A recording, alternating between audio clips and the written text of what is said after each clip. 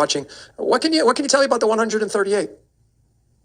Well, first, I'm going to tell you something profound. You're probably going to hit me up with something I've never heard before, but first of all, when I put all this thesis together, I didn't know that the events that I was isolating to the side that were so anomalous were 138 years apart, or 276, 414 years, 552 years, 690 years. All those are multiples of 138. I didn't know that all these epic events that have been noticed in history and recorded and preserved on monuments and stelae and parchment in ancient Greek texts and mentioned by Pliny the Elder and Aristarchus and Eratosthenes and Ovid and Hesiod and all these fantastic events. When I had this timeline put together, I was reading the Jewish Haggadah text. And in that text, I was just going through it because I really don't like the Talmud. I really don't like the way they rewrote history, but there's value to be found in anything, especially when scholars are trying to conceal facts. They'll often throw a bone in the text. And this is very popular, 2,000 years ago, especially post-Alexandrian times.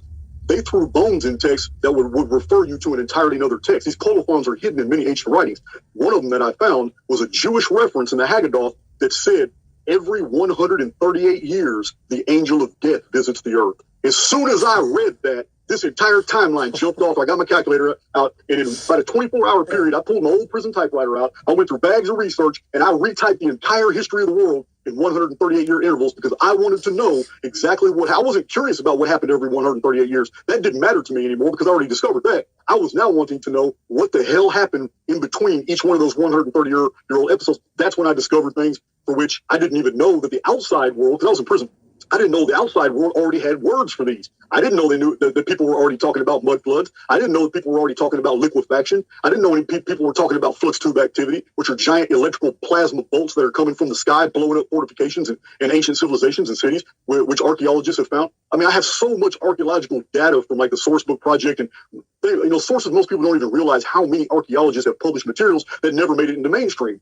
And I've always got my hands on the material, and I just data mined it, and I put this huge synthesis together. But it was that one reference. So it links in the Jewish mind. It linked a 138-year period to something appearing in the sky, because in the Jewish tradition, it was that Sodom and Gomorrah was destroyed in the 138th year when since the angel of death had been seen. So every 138 years, it gets seen. In this incident in the Haggadah, it was the total destruction of Sodom and Gomorrah. Interesting. Well, that 138 for me, and me and the